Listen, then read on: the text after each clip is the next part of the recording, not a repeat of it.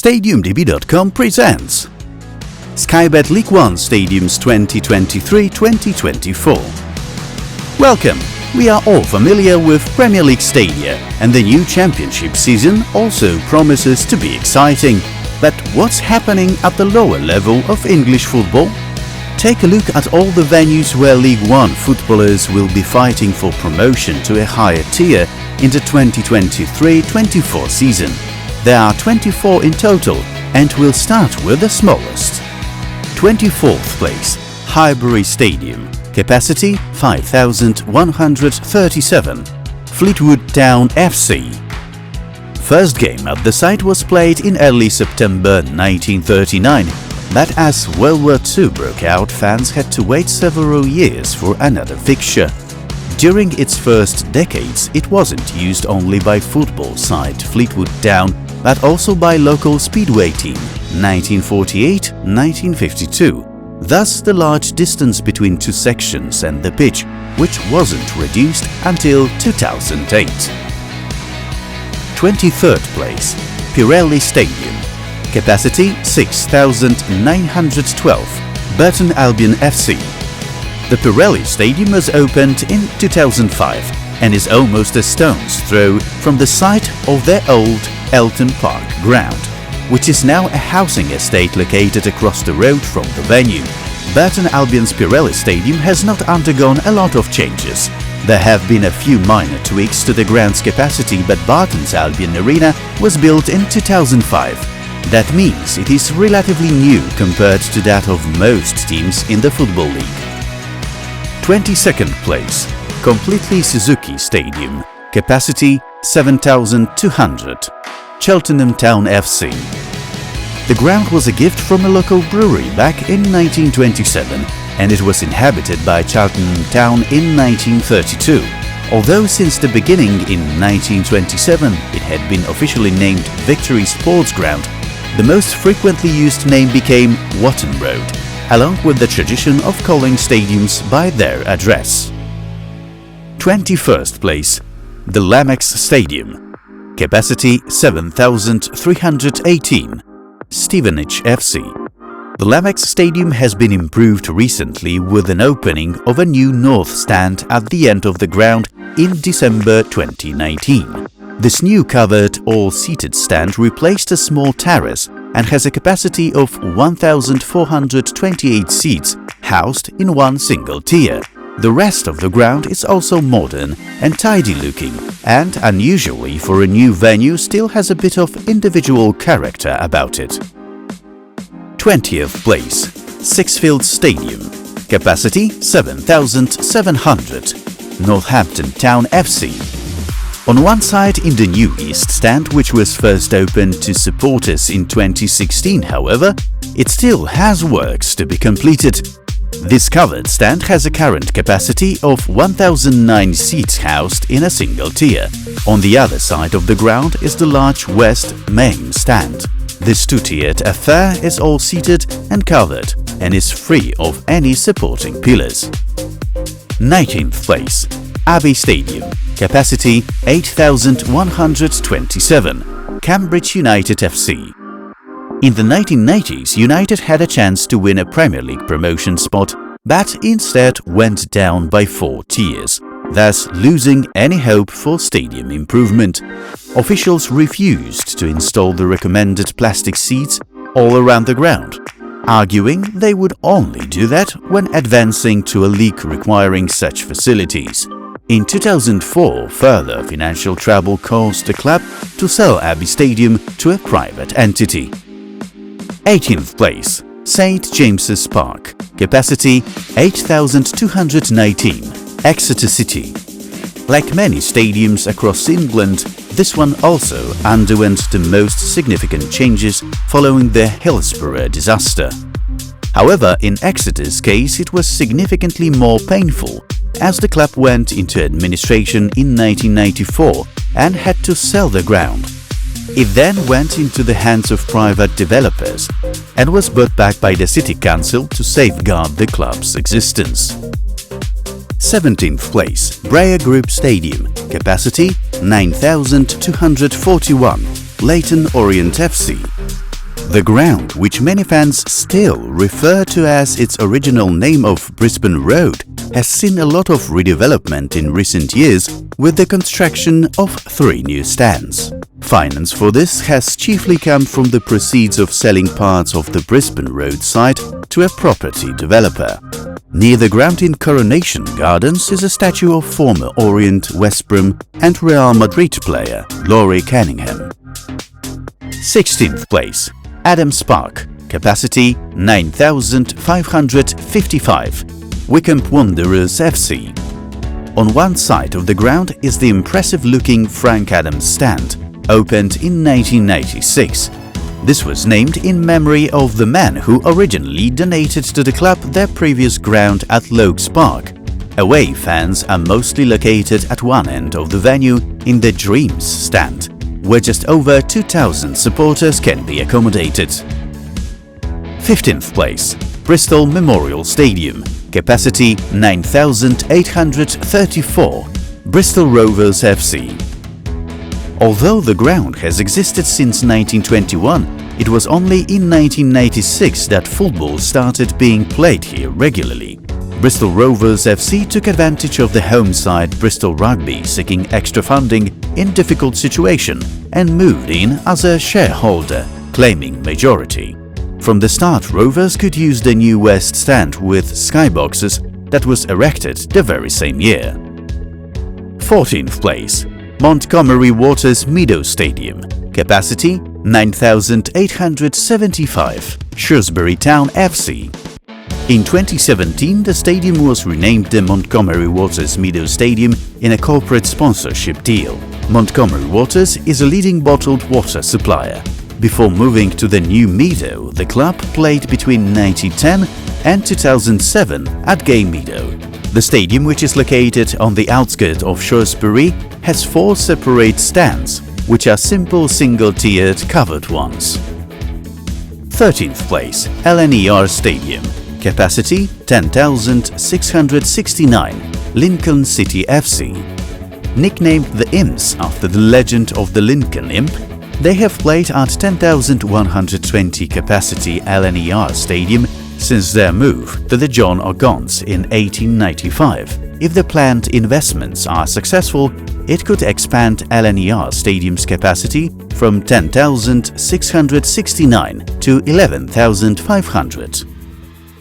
We're halfway through, which is a good time to like the video if you haven't already done so, and to subscribe to stay tuned for more interesting content. 12th place, Kassam Stadium, capacity 12,500, Oxford United FC. The contract with the venue's owner, one of Kassam's Feroca Group companies, expires in 2026, so the club is thinking about its future home. The stadium is proposed to stand on land owned by the council, known as the Triangle, and consultation on the project is currently underway. United's plans to build the new stadium moved forward in March, after Oxfordshire County Council agreed a memorandum of understanding on the project. 11th place, Weston Home Stadium, capacity 13,511, Peterborough United. Main stand was revamped in 1992 after the Taylor Report. Then in spring of 1986 the newest edition of that time came, a 2-tiered stand with skyboxes in the southern part of the ground, opposite the main stand.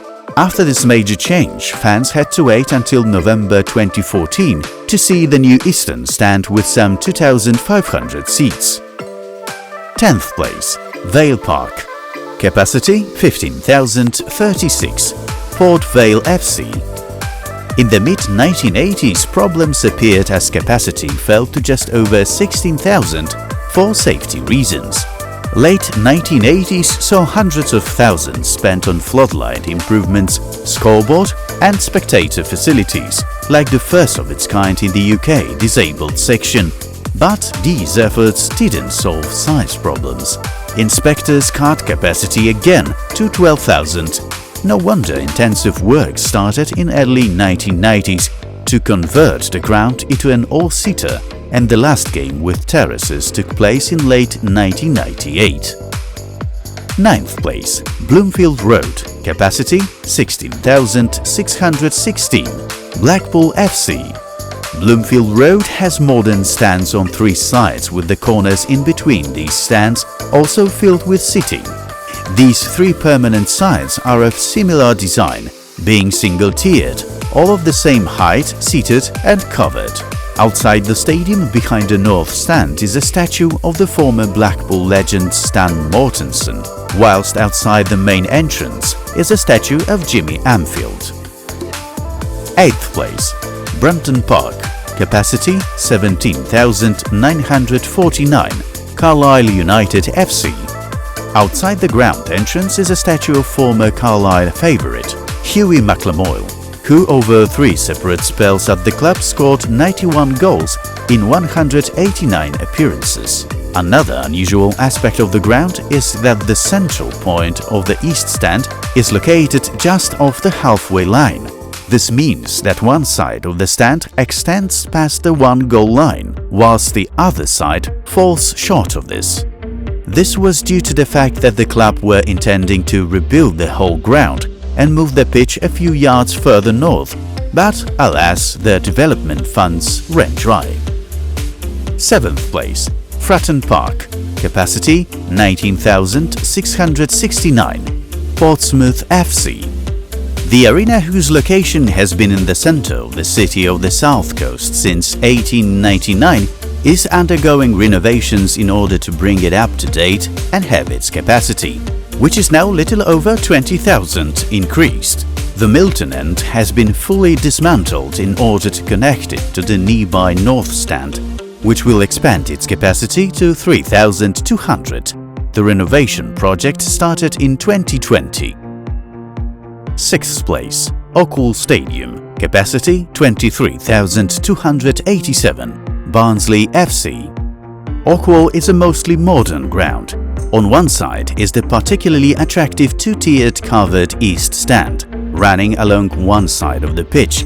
An unusual feature of the stadium is a purpose-built stand for disabled supporters. This is a 3-floor structure that seats at the corner between the east and south stands.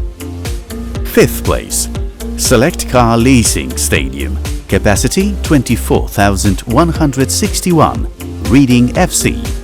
The stadium was built in 1998 after the previous ground at Elm Park was judged as unsuitable for redevelopment. Official name derives from club's president Sir John Madejski, who is responsible for Reading FC getting a new ground. And though the rugby side London Irish are also tenant of the stadium, the football club's needs always come first. 4th place, DW Stadium, capacity 25,133, Wigan Athletic FC. The stadium was built in 1999 at a cost of around £30 million. From the outset, the plan was to accommodate both the Wigan Athletic football team and the Wigan Warriors rugby team. The most distinctive feature of the stadium is the 4 stands without raised corners with corner-supported roofs. 3rd place, the Vale, capacity 27,111, Charlton Athletic FC. Though Charlton Athletic were created back in 1905, the club didn't have a stadium of their own until 1990. The Vale's story is somewhat unique because it was built largely by the supporters in a former chalk pit. Current shape of the stadium is the outcome of 1994-2002 redevelopments. Only the south end remembers the 1980s. 2nd place, Tufsheet Community Stadium, capacity 28,723, Bolton Wanderers FC. Bolton Wanderers have unveiled the new logo that will adorn the exterior of the stadium following its official renaming to Tufsheet Community Stadium. The venue was designed by Populous, then HOK Sport, and has a very distinctive appearance with steel trusses dominating the local skyline, with roof supports and floodlight pylons integrated with one another. 1st place, Pride Park Stadium, capacity 33,597, Derby County FC. Construction began with the driving of piles in September 1996, followed by the massive installation of precast concrete and steel components. Fans were able to see this through the purpose-built visitor centre, which welcomed around 75,000 people during the work. There were construction delays after a tough winter, but the fast pace allowed workers to catch up and meet deadlines. They were especially motivated because the facility was the first ever to be opened by Queen Elizabeth II herself. And that's all for now. You've met all the League One stadiums. Now it's your turn. Write in the comments which venues you have been to and which one impressed you the most. See you soon!